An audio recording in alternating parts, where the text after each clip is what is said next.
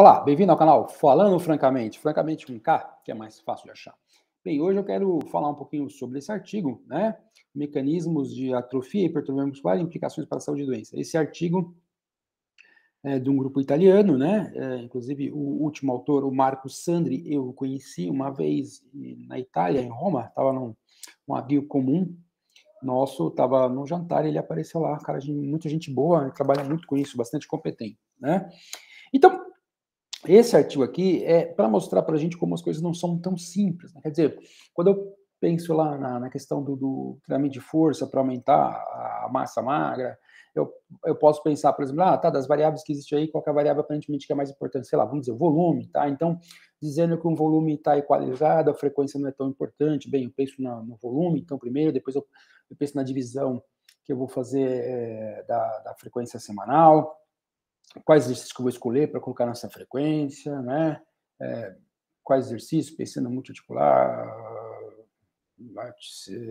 múltipla articulação, exercício simples, ou composto, ou não composto, né? Depois, efetivamente, como eu vou distribuir isso durante a semana, sei lá, eu posso pensar várias coisas aí, né, partindo da ideia do volume, da frequência, de que exercícios eu vou escolher, que nem eu estava falando, pensando desde aqueles exercícios que de repente eu sinto risco de lesão, então eu vou evitar que o meu cliente tenha, depois eu vou selecionar efetivamente os exercícios, né, multi-joint, single joint, enfim, vou pensar, mas o problema é que não importa o arranjo que eu faço, a progressão, a periodização no microciclo, isso tem que ser traduzido dentro de algo que a fisiologia conhece, né? Quer dizer, eu aplico estresse ao organismo e aquilo precisa ser traduzido.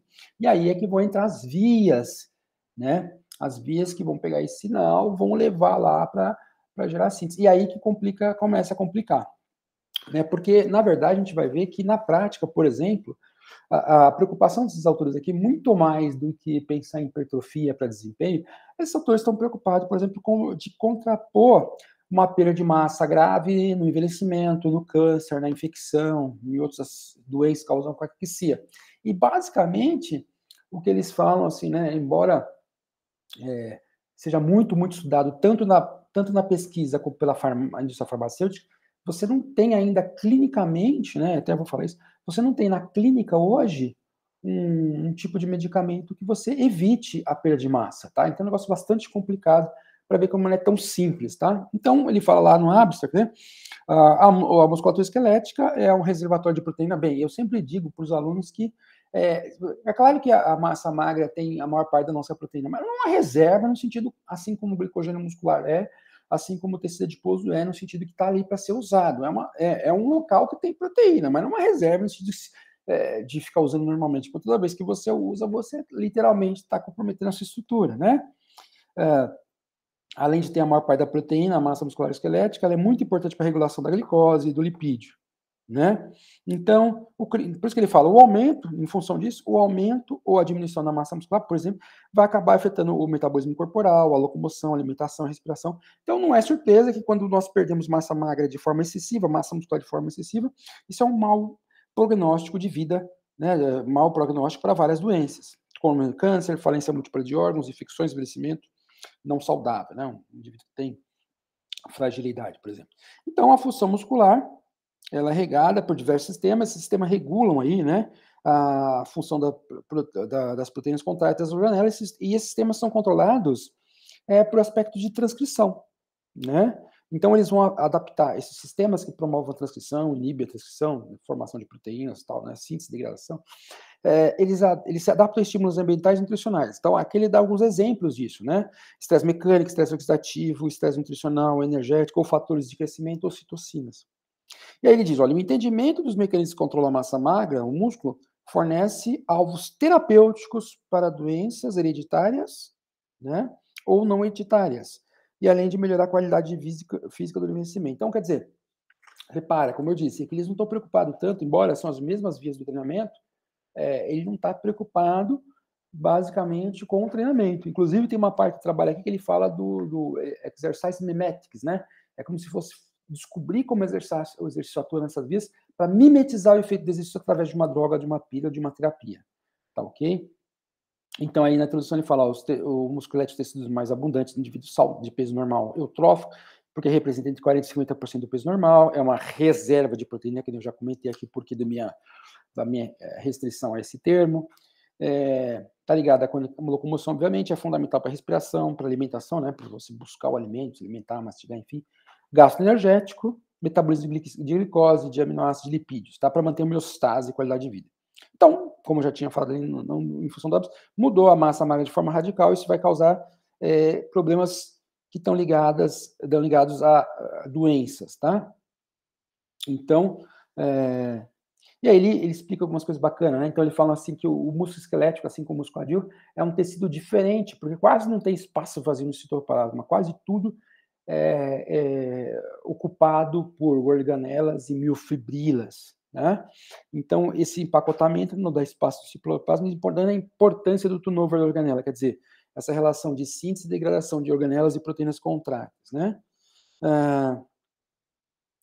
Então, a hipertrofia se explica em resposta ao exercício, estimulação anabólica, novas proteínas, e o catabolismo, em condições que a gente já falou, câncer, infecção, diabetes, falecimento, é a perda de proteínas de organelas, e a célula murcha, faz um shrink, né? Shrink, ela murcha, né? Então, a massa vai ser sempre um balanço entre a biossíntese e a remoção. E aí ele vai falar das vias, né? E essas vias que são mencionadas acima, que controlam a degradação, ela responde a sinais ambientais. Então, aí ele fala algumas coisas interessantes, né, que antes de discutir as vias propriamente ditas, a gente não pode esquecer que os músculos esqueléticos eles são heterogêneos em termos de tipo de fibra. Então, as fibras, por exemplo, fibra do tipo 1, fibra do tipo 2, elas respondem diferente a catabolismo, anabolismo. Então, ele fala, por exemplo, assim, a fibra do tipo 1 é muito menos sensível ao jejum. Então, ele comenta que o sólido tem menor degradação ao jejum do que um músculo que tem mais fibras vermelhas. Por outro lado, quando se faz desuso, né, faz suspensão de membros, segura, as fibras do tipo 1 são mais sensíveis do que as do tipo 2. Então, quer dizer, faz na mesma condição catabólica, programa diferente de atrofia, quer dizer, a forma que a atrofia atinge os músculos pode ser diferente, por exemplo, de acordo com o perfil de fibra, né? Então, e outra coisa que ele fala, apesar dessa ideia de ter síntese e degradação, não é tão simplista, porque, por exemplo, o exercício, ele não apenas ativa a síntese e simplesmente desliga a degradação, não, quando você se treina, você aumenta a degradação e a síntese, mas sobrepor nas áreas sobre a curva ali, você acaba tendo um predomínio no momento de síntese, da magnitude da síntese, aí o crescimento efetivo. E aí ele fala a mesma coisa, que também, muitas vezes, quando você está tendo a degradação, as próprias proteínas da degradação, por exemplo, elas são degradadas, você precisa sintetizar as proteínas para repor as enzimas que estão fazendo degradação em momentos de síntese. Então, não é tipo, né, lá e cá, é meio complexo o negócio. Então, ele fala da desvia de sinalização. Então, por exemplo, aqui ele fala da primeira via, da insulina e mTOR, né? O que ele fala? Insulina e mTOR são importantes fatores de crescimento anabólico.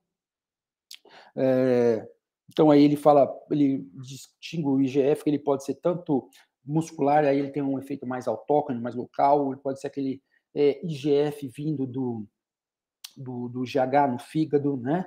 E aí, basicamente, ele fala aqui, ó, o IGF e a insulina tem efeito basicamente via da AKT-mTOR e a via da ERK-MEK aqui, MEK-ERK. Mas, segundo essa via MEK-ERK, normalmente ela não dá a síntese proteica, né? Enquanto aqui da mTOR dá. E aí, claro, aqui, ó, quando você está ativando o EKT, você vai inibir fluxo, por exemplo, esses fluxos aqui, esses fluxos estão ligados à produção de atrogins, né? Atrogins que vão ser importantes lá para a via da proteína buquiassoma, né? Via de degradação, ou o sistema de autofagia lisossomal. Então, aqui, por exemplo, ele mostra aqui, ó, mTOR bloqueando proteínas da via da autofagia lisossomal, via do proteassomo, e aqui, né, o E3 ligases, vários tipos, as tradicionais, né, atrogin, Murphy1 e outras, né. Aqui está falando da necessidade de produção de energia, por exemplo, a mitocôndria produzindo energia para alimentar a síntese proteica. Então, comentando que isso é uma via, e que o aminoácido ajudando, por exemplo, a ideia do BCA ele comenta, né, como a leucina lá, como um disparador lá da síntese proteica, ele comenta, tá? Embora coloque um papel pontilhadinho aqui, menos potente do que a própria ação da insulina, de IGF, mas essa é uma via. Então, ele fala dessa via, depois ele fala lá da via do TGF-beta-miostatina. A própria miostatina é um elemento da família do TGF-beta, só que aqui, diferente da via do IGF da insulina, que você está estimulando, aqui a ideia é bloquear a miostatina, né? E aí mostrando que quando os elementos da cascata aqui de fosforilação, de ativação da miostatina, quando eles estão presentes, vão bloquear a mTOR, a KT, e aí vão acabar afetando aqui, quando eles não estão bloqueados, né? Produzindo aí ativação da ubiquinação, quebra de proteína, se eles estão bloqueados, eles vão acabar ativando a síntese proteica. Então, sempre ele mostrando essas relações. Aí eles vão falando sinalização beta-adrenérgica, né? Então, ele não coloca a via beta-adrenérgica, mas ele fala da situação beta-adrenérgica, por exemplo, o clenbuterol, formoterol, que é via AKT, provavelmente, né? Tem a ver com a ação insulina, mas na clínica tem a questão da toxicidade, mas já foi bem famosa a ideia aí da bombinha de asma, né, do clenbuterol para crescer, muita gente já usou, né? Aí ele fala da parte metabólica também, né? Então, a importância da energia, ele fala, por exemplo, a síntese proteica consome em média 30% do total de ATP, né? Então, síntese proteica é um negócio que gasta muita energia, como tinha aqui, né? A ideia da necessidade de ATP para a síntese proteica. Né? Então, quando você pensa no metabolismo basal, 30% estaria só responsável por síntese de todas as proteínas do organismo, né? Aí ele vai falar oxidação de glicose para fornecer energia, né? Então, ele fala lá do receptor de canal de cálcio, que é uma via que aí vai estar envolvida com PGC1 alfa 4, que é diferente do PGC1 alfa só. ATP citratoliase, né? Que é a ATP citratoliase, que é justamente a enzima que degrada o citato da mitocôndria em oxalacetatal e acaba fornecendo energia para a síntese proteica, né? Aminoácidos, que eu já falei, especialmente BCA, intermediários do ciclo de Krebs, como alfa-cetoglutarato, tá? Aí ele vai vias emergentes, ele fala de algumas vias que estão falando, né? A própria microbiota, que ele também não coloca essa via, né? Gerando aminoácidos como glicina, alanina, a colina, que vai servir como o neurotransmissor acetilcolina, perlipina, que é a questão relacionada provavelmente ao efeito lipídio. Aí ele fala da atrofia muscular, aí ele vai falar dos atrogenes, que são os clássicos, aumento nas doenças, né, considerados importantes na atrofia, alguns percentuais vias de degradação, como autofagia lisossoma, outros a ubictina proteasoma. Eu já tinha comentado aqui das questões deles aqui, ó. Aqui eles estão aqui, né? Alguns da via da autofagia, alguns aqui da ubictina proteasoma, ubictina aqui, o mecanismo, né? Então eles falam dos primeiros a serem descobertos, foram ubictinas ligases e 3 ligases, né? Atrogin, MAF-BX, Murphy, né?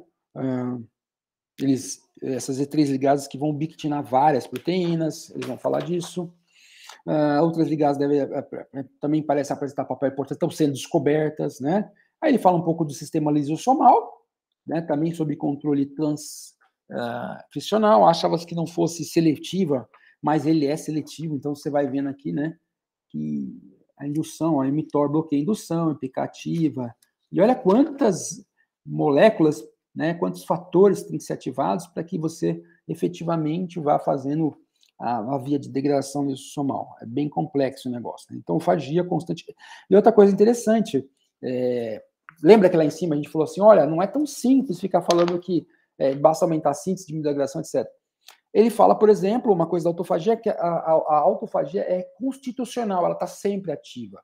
Então, é claro que, embora num trabalho, por exemplo, de força, ou numa terapia que eu estou ministrando para o indivíduo, ele está ganhando massa, é óbvio que a tendência é eu ter uma diminuição proporcional da autofagia. Mas eu não posso esquecer que a autofagia ela é constitucional, ela está sempre ativa. Por que ela está sempre ativa? Porque ela tem que pegar proteínas que estão ali, como é que se diz? Proteínas que estão velhas, né? Remove componentes danificados, repara a proteína, resistência ao estresse. Então, se você impede a autofagia, você vai acabar causando fraqueza muscular e causando degeneração. Então, não é tão simples assim, né? Aí ele fala da via do FOS, dos atrogins, que tinha até aqui já um pouco, ele vai detalhar um pouco esse esquema dos atrogins, né? Fala da via, acho que não tem, deixa eu ver se tem aqui. Fala dessa via aqui do TNF, né? Via do TNF, QQ, IRB, NF-κB, né? Então, ele está aqui o NF-κB, que é fator inflamatório, fala de outras, foi vias emergentes, né? Importante aí para a transcrição de citocinas inflamatórias, fala da outra via da IL6, JAK, STAT3, que eu acho que ele não fala aqui. Aí ele fala também dessa via aqui, que é uma via de atrofia, né? Por exemplo, falando no câncer, né? Que o câncer, como é que ele ativa aqui, ó, mexendo com a... Lembra que eu falei interleucina 6, ó, JAK-STAT, que é aquela via que está ativa na hora do câncer, né? Inclusive, por que eu estou falando isso? Ele comenta aqui, eu não tinha esquecido de comentar, ele fala de fatores não autólogos, né? Ele fala no começo, ele usa esse termo, se não me engano, de fatores não autólogos e fatores autólogos, né? Então, esses autólogos seriam fatores presentes na própria, oriundos da própria fibra, enquanto aqueles que não são autólogos, né, são aqueles que estão fora da fibra. Então, por exemplo, aqui, se você reparar, tem a célula satélite que está ali, né, entre a sarcolema e a membrana basal. E aí, no câncer, por exemplo, você pode ter uma ativação inadequada da célula satélite, causando a ativação, de, por exemplo, de PAX7, e ao invés de ter uma renovação da fibra, uma reconstrução devido à célula satélite, isso acaba ativando uma série de processos aí, via miostatina, e vai causar a atrofia da fibra e não a recuperação da fibra. Tá? Então, ele falando aqui justamente dessa sinalização não autóloga, porque muitas dessas coisas até aqui, por exemplo, né, essa via aqui, essa do TNF, essa via da autofagia, aqui da folistatina, da insulina IGF, são vias autólogas, quer dizer, da própria fibra. Aqui, o exemplo mostrando que a fibra também está sujeita, toda essa maquinaria de síntese, degradação, atrofia, proteção, também está sujeita a estímulos de fora que ativam fatores não diretamente da fibra, mas fatores que estão em volta ali, por exemplo, né, próximos, como a célula satélite ou células endoteliais e coisas do gênero. Tá? E aí, indo para o final, né? Aí ele fala, olha, no finalzinho, apesar do grande esforço dos cientistas, eu já tinha falado isso, né? E das companhias farmacêuticas para alvos efetivos para fármacos e componentes químicos, então, como eu disse no começo, eles não estavam descrevendo tudo isso aqui no trabalho com vistas de explicar os efeitos do exercício. É claro que o exercício vai por aí, muitas dessas vias, mas a ideia é procurar um alvo que possa ser manipulado em termos farmacológicos ou por componente químico, né? Então, de novo, apesar do grande esforço dos cientistas e das companhias farmacêuticas para alvos efetivos para fármacos e componentes químicos, para combater a perda de massa muscular, tratamentos farmacológicos bem-sucedidos para músculos sobre atrofias não existem na clínica. Então, daí aquela ideia ainda da importância do exercício, né? Então, você vê que a gente está toda hora falando, faz isso que bloqueia tal coisa, como a tal nutriente. O negócio é muito complexo, tem muitas vias diferentes envolvidas, e o organismo ele consegue, de alguma forma, prestar atenção em todos esses diferentes estímulos e vai resultar num processo que é a atrofia, a manutenção da massa ou a hipertrofia. Então, você vê que muita gente sempre pensa, né? A gente, às vezes, no nosso orgulho, eu vou colocar um chip no teu corpo, esse chip vai me dar toda a leitura do seu organismo e a gente vai saber exatamente como manipular. Não é tão simples assim, né? Então, isso aqui são cientistas que só trabalham com isso e estão dizendo, de novo, future directions, né? O que a gente vai fazer no futuro? Apesar do grande esforço dos cientistas e das companhias farmacêuticas para alvos efetivos farmacológicos e componentes químicos, para combater a perda de massa muscular na atrofia, tratamentos farmacológicos bem-sucedidos para músculos sob essa atrofia não existem na clínica, tá ok? E aí ele fala, né? Então, isso aqui eu até assinalei aqui, até coloquei aqui no papel. Isso aqui dá uma boa reflexão. Exercise mimics, que ele fala, né? Então, ele fala, comportamento sedentário é o efeito deletério similar ao fumo obesidade, né? Então, ele comenta do sedentarismo. Estudos longitudinais do exercício mostra que isso, claro, aumenta a expectativa de vida e reduz o envelhecimento. E aí ele diz assim, olha, por que ele comenta isso? Ele fala que muito dos efeitos do exercício tem a ver com MPK e PGC1-alfa, que são fatores críticos para a adaptação com o exercício. Aí ele fala assim, ó, PGC1-alfa não tem moduladores ainda. Aí o MPK, sim, aí ele fala do ICAR, por exemplo, que é o 5-aminoamidazol 4-carbonamida ribosida. O que é o ICAR? É um agonista do AMPK. Aí fala, apesar do ICAR ser capaz de contrapor perda de massa em doenças inflamatórias como câncer e carquecia, ele também causa efeitos colaterais perigosos via FOXO-emitor. Tá? A miostatina também tem inibidores de miostatina. Então, elas são. O problema da miostatina, eles têm muita preocupação com os efeitos colaterais da miostatina nos seres humanos, né? Porque ou esses inibidores apresentam efeitos colaterais, ou eles não têm, por exemplo, um efeito significante em fatores como atrofia no câncer, tá? Então, aí fala de GF, né? Várias preocupações impedem o uso de GF ou AKT, moduladores, né? Miméticos do AKT, porque apresentam potencial oncogênico, né? Então, e o caso dos beta-adrenérgicos lá tem medo devido a efeito cardiovascular. Ou seja, para a gente terminar aqui, eu coloquei no meme da Nazaré, né? Para dar a entender para a gente que a coisa é muito mais embaixo. Né? Quer dizer, existem muito mais coisas entre o céu e a terra, ou entre a sarcolema e o que acontece lá dentro, em resposta, inclusive em volta, em resposta a estímulos. Tá?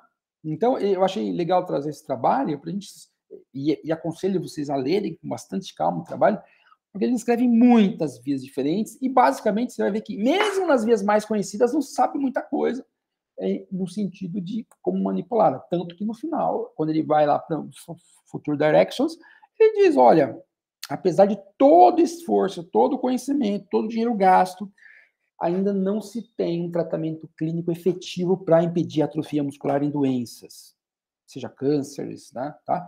Então, fica essa reflexão, quer dizer, como eu falo, nós conseguimos mexer com o volume de exercício, aí esse volume vira uma frequência, aí quantos exercícios eu vou escolher? Se é bem, eu não vou fazer mais que 5 séries de exercício, então se eu vou fazer 10 séries, né, sei lá, 10 a 20 séries para um músculo grande, 20 a 30 séries para um músculo grande, aquelas variáveis de treinamento que a gente regula, isso gera uma hipertrofia quando ele é bem feitinho, né? Quando a alimentação é boa, coma isso, coma tanto de proteína, a média.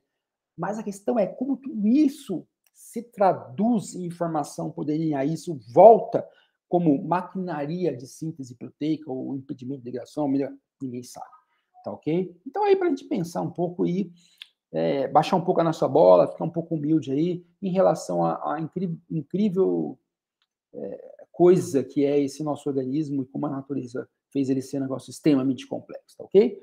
Curte, comente, compartilha, deixe seu like, chame seus amiguinhos e até um próximo vídeo. Tchau, tchau.